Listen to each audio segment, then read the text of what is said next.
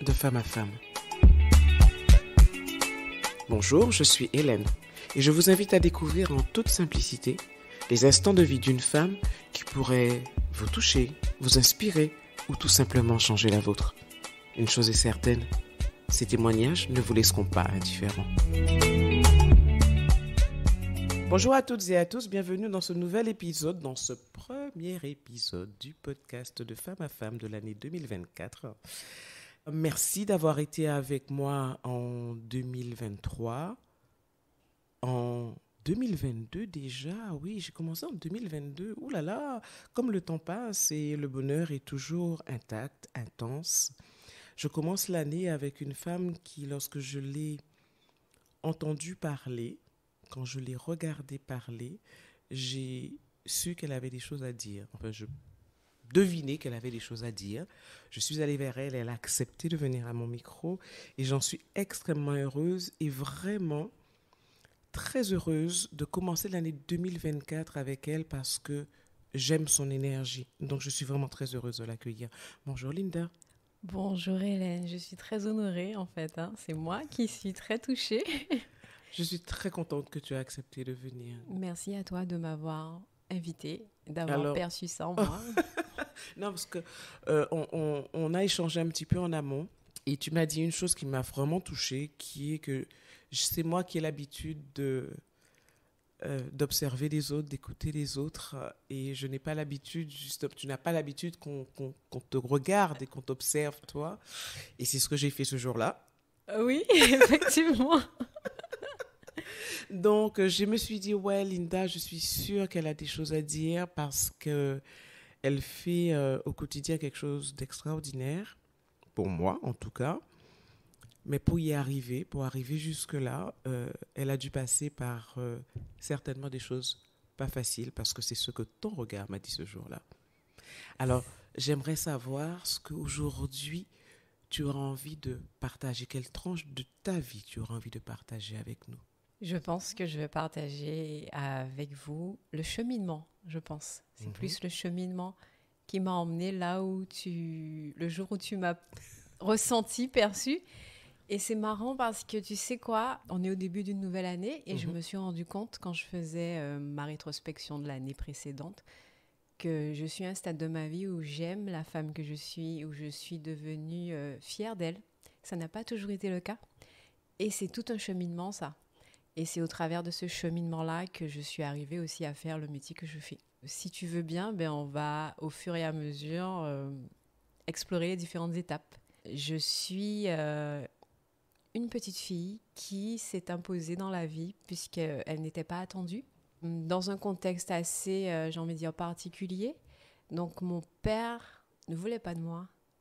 Et donc il y a eu du rejet, il y a eu de l'abandon, il y a eu aussi de l'humiliation. Donc déjà dans le ventre de ma mère, mais aussi quand je suis arrivée.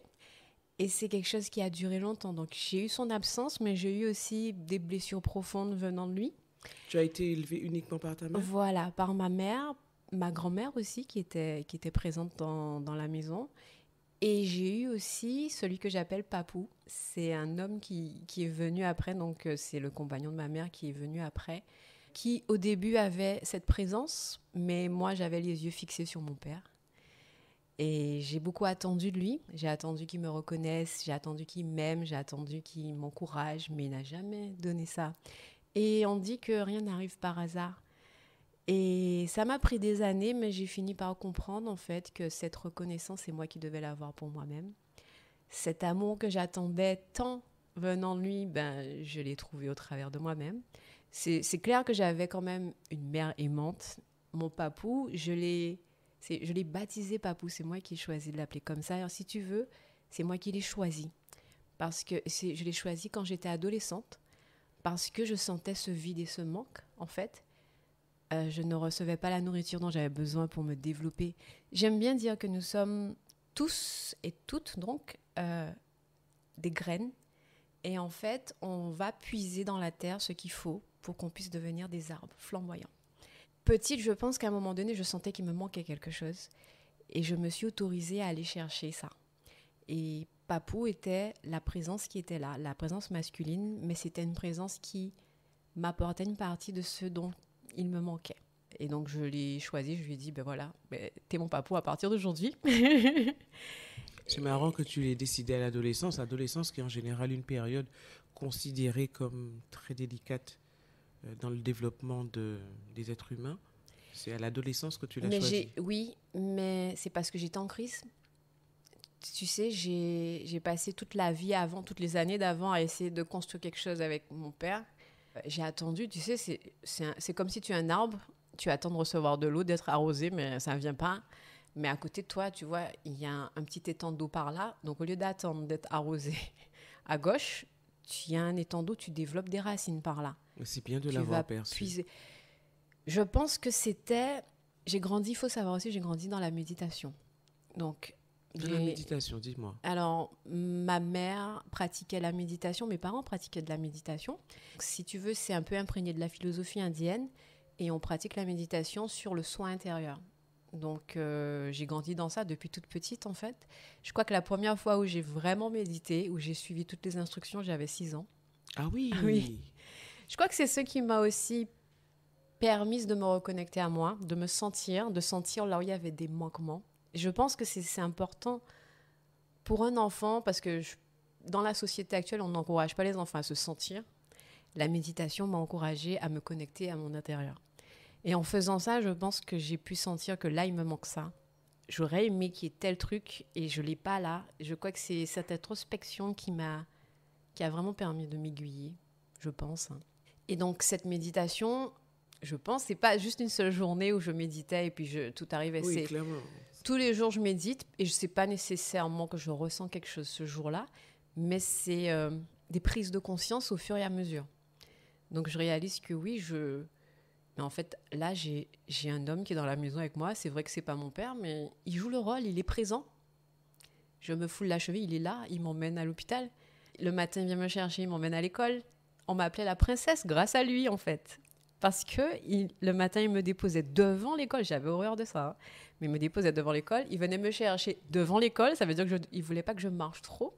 Moi, j'avais horreur de ça.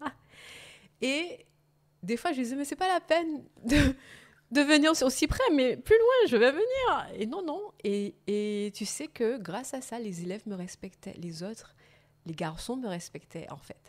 Et donc, il y a eu un côté protecteur. J'ai pas compris ça. J'allais te dire, c'était une protection. Mais moi, j'ai pas compris ça tout de suite au début. Je crois qu'on est tous passés par là. La version de dire à papa et à maman, non, pas trop près, pas trop près. Moi, j'ai besoin de m'afficher. Et en fait, tu sais, c'est vraiment avec le recul que je me rends compte de l'importance de tout ce qu'il a fait dans ma vie. Et je pense que c'est tout naturellement que quand j'étais en crise et que je voulais vraiment que ça soit mon vrai père qui me donne, je me suis dit, mais attends, tu es là en train d'attendre que la fontaine sèche te donne de l'eau, mais là, tu as quelqu'un qui joue déjà le rôle. La différence entre le père spirituel et le père biologique ? Je dirais même le père de cœur.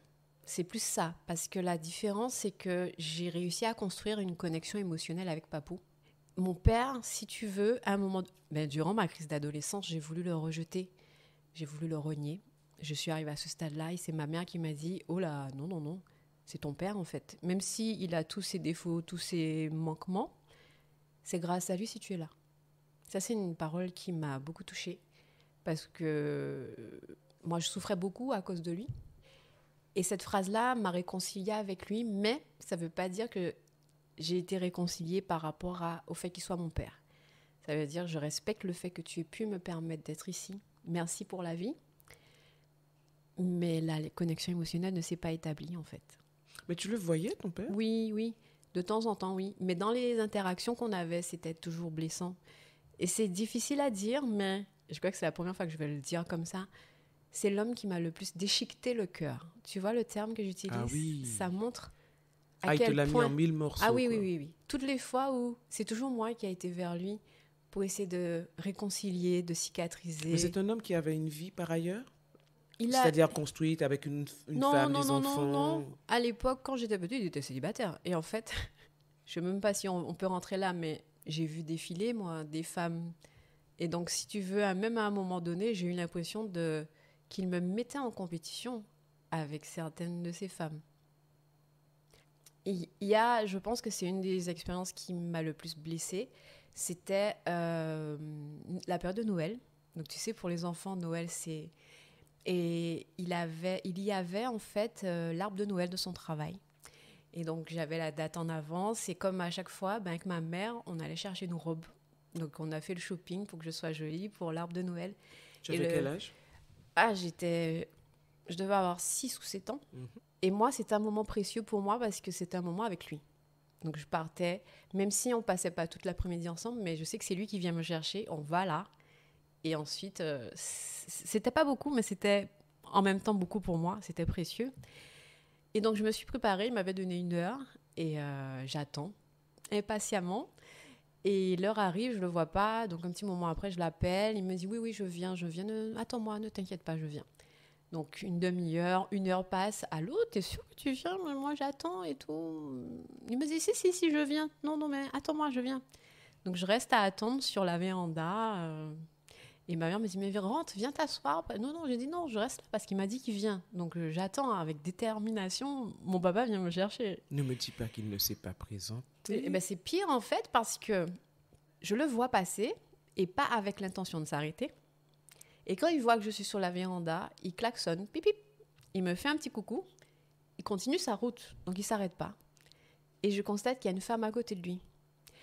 Il ne m'a pas appelé après, il n'est pas revenu. Je suis restée sous le balcon là, à attendre. Je me rappelle, je me suis accrochée parce que dans ma tête, il va revenir me chercher.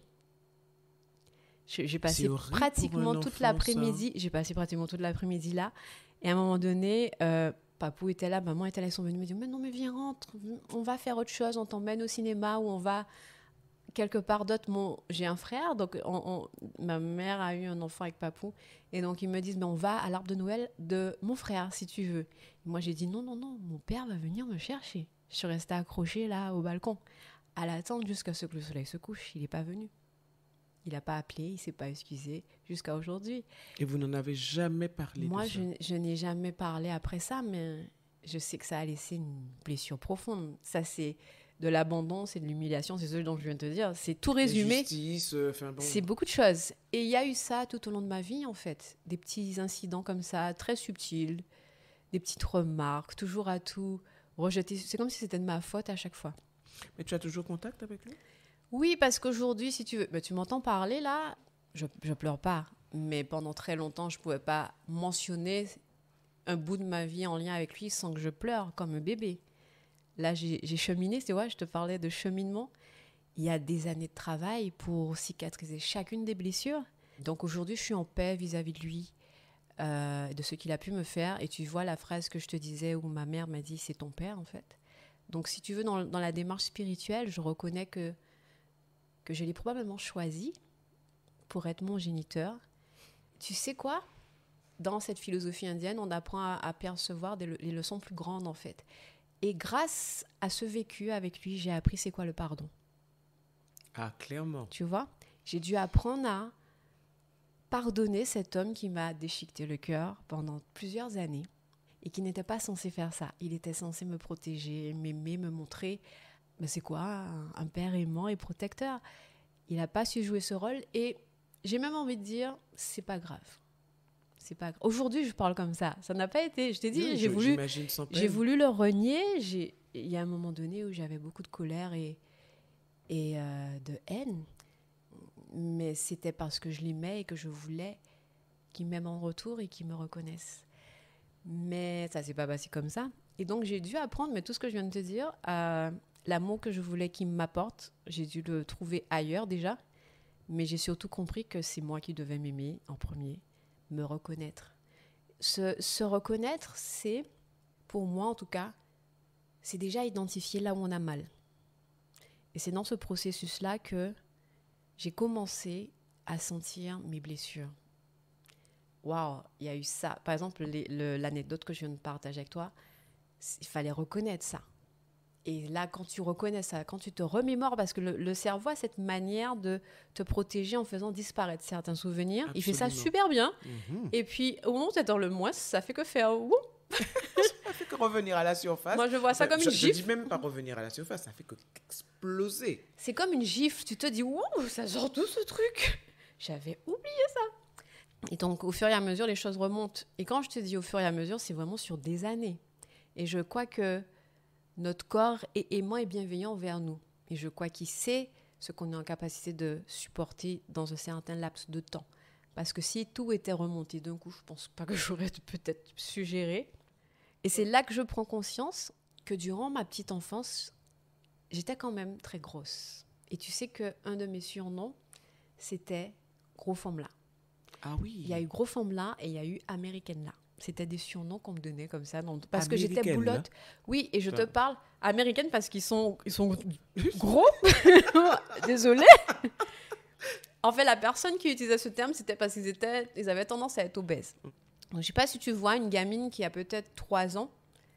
On m'a appelée comme ça très tôt. Et ça reste pendant des années. Donc, c'est vrai que j'étais boulotte. Et c'est vrai que dans ma famille, j'étais la plus ronde. Mais à force de m'appeler comme ça, dans ma tête, je me suis vue énorme.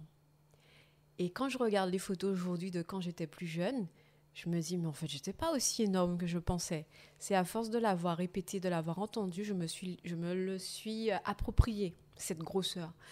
Et l'adolescence encore, cette fameuse phase de crise, je ne m'aimais pas du tout. Alors déjà, par rapport à, je pense, le lien avec mon père, mais par rapport à mon aspect physique, j'ai fait de l'acné, je me trouvais moche, j'étais grosse.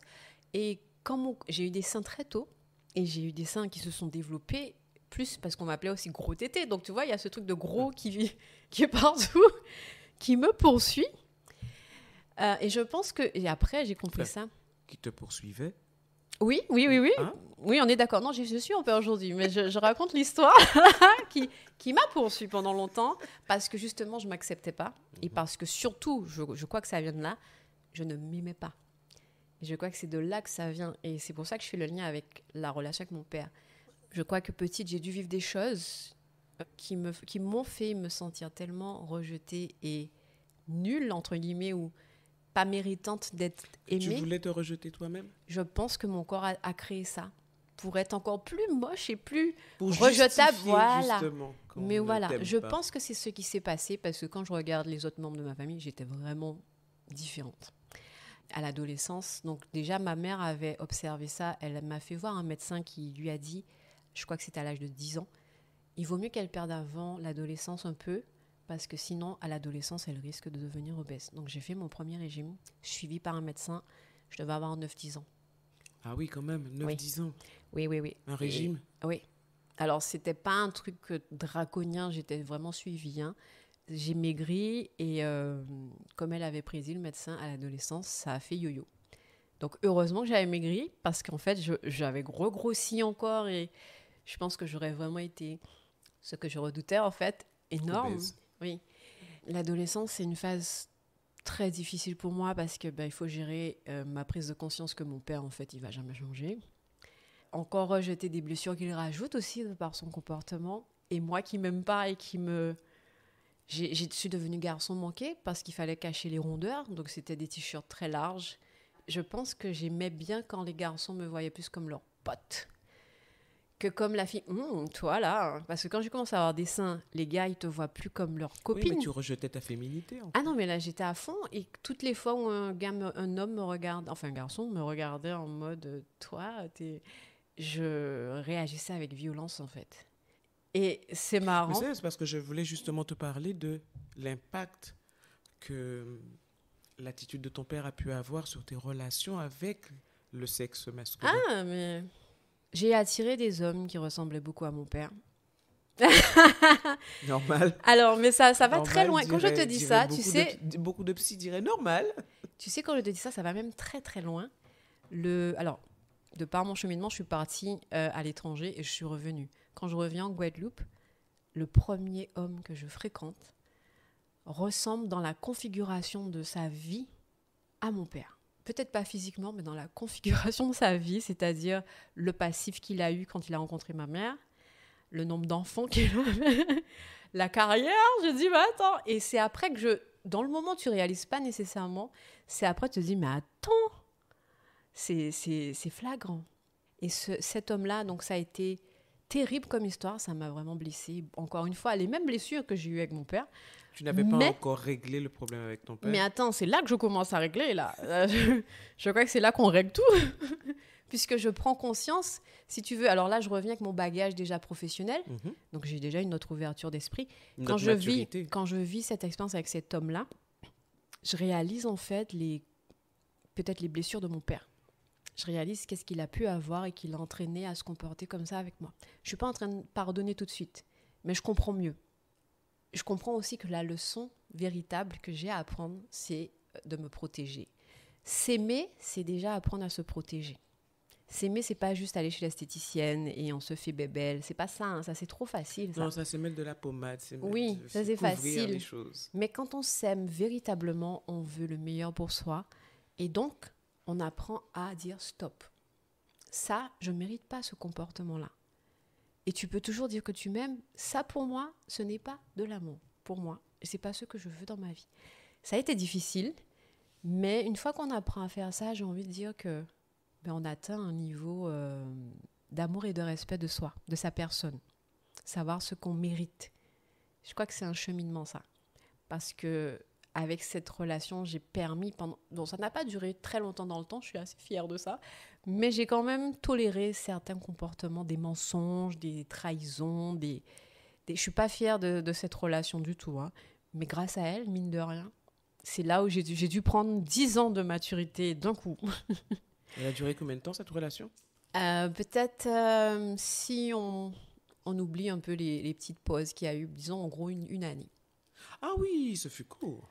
Oui, Dieu merci. Parce que je pense que j'aurais pu être très mais encore une fois, j'ai dû être assez éclairée. Tu sais, encore une fois, je remets toujours en avant la méditation. Et à cette époque-là, j'avais aussi mon bagage professionnel. Donc, on m'apprend à observer les gens, à essayer de les comprendre et à identifier certaines choses, tu vois. Donc, je pense que très tôt, la méditation te rend sensible aussi aux gens. Donc, tu arrives à sentir qu'il y a un truc louche. Il y a un truc, même si tu ne sais pas dire tout de suite, et puis il y a ton instinct féminin aussi. Même si tu ne sais pas mettre le doigt dessus, même si tu es enrobée d'amour, parce que j'étais amoureuse, il faut le dire, dans le moment, il y a un petit truc qui te fait travailler, réfléchir, et donc tu observes différemment, et tu finis par te rendre compte dans quoi tu es. Donc des prises de conscience encore. Mais il en aura fait pour ton cheminement, ton père, hein? Oui, c'est la personne qui m'a fait le plus de mal, en fait, hein. C'est pas un truc qui est facile à dire. Et quand je regarde le terme que j'utilise, déchiqueter, c'est assez visuel comme image, mais c'est mon ressenti, en fait. Mais comme je te disais tout à l'heure, pour moi, c'était, je ne vais pas dire nécessaire, mais au travers de ça, j'ai grandi et je suis devenue la femme que je suis aujourd'hui. Et je l'aime, cette femme, et j'en suis très fière. Est-ce que ta mère avait conscience de toute cette souffrance par rapport à ton père? Alors, je crois que ma mère aussi a dû souffrir de sa relation avec lui et a dû souffrir aussi du fait qu'elle ait été abandonnée, déjà par rapport à la grossesse, mais aussi vis-à-vis de moi, elle voyait. Et quand elle me voyait triste et tout, elle ne le supportait pas. Je pense que ça lui rappelait peut-être des choix. Des choix elle aussi. Elle était... Oui. Et donc elle c'est la femme antillaise, hein, elle m'a apprise à être... tiens bon, debout, on avance, hop. Mais, encore, moi je suis très à l'écoute de moi. Je sais pas, je pense que moi je mets ça sur le compte de la méditation. Et je lui disais, mais en fait ça me fait mal, donc je vais pleurer là. Je peux pas te contenir ça. Tu acceptes tes émotions. Donc voilà. Mais elle l'était dans la méditation aussi, pourtant. Oui, mais moi je suis née dedans. Alors je pense qu'il y a un décalage. Elle rentre dedans quand elle est déjà adulte. Elle a un passif, j'ai envie de dire, catholique avec des femmes potomitans autour, tu vois. Il y a des trucs bien ancrés. Nous quatre chimbés, nous pas. Tu vois, il y a... Et moi, je vais pas dire que j'ai pas grandi avec cette image-là, mais comme je crois que je t'ai dit que je viens pour déranger un peu le truc.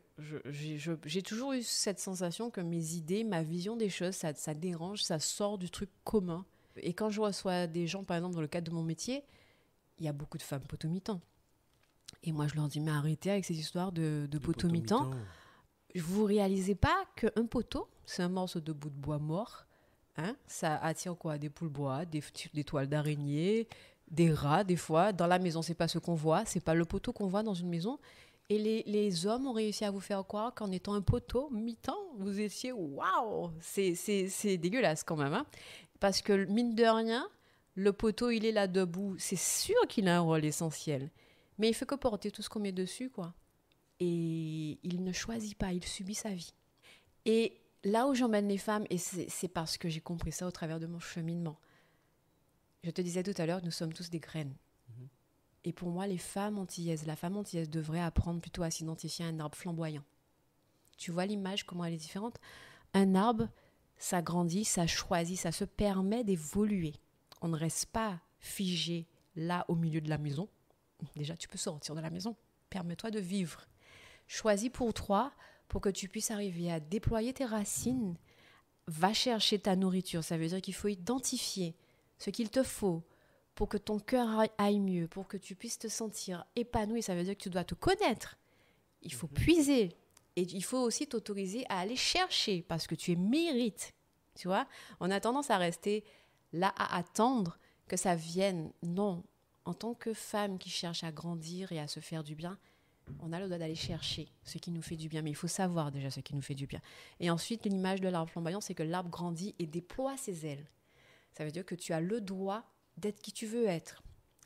Et l'arbre va porter des fruits, va faire des fleurs. Mais quand l'arbre veut, c'est pas quand l'autre veut. C'est quand l'arbre a choisi. Il y a des arbres qui ne vont jamais porter de fruits. Est-ce que ça veut dire qu'ils ont un problème?